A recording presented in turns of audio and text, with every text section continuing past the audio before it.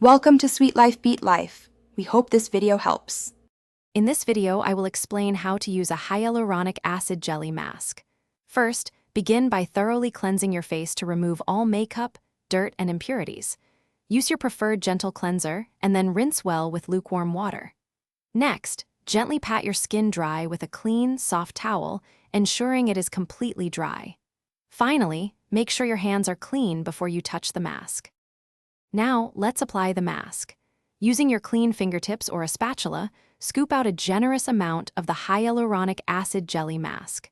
Gently spread an even, thick layer over your entire face, ensuring full coverage.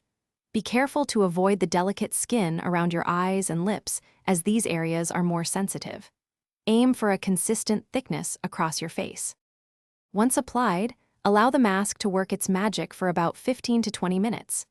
This is the perfect time to relax and unwind. Try to avoid making excessive facial expressions during this period, as it helps the mask settle evenly.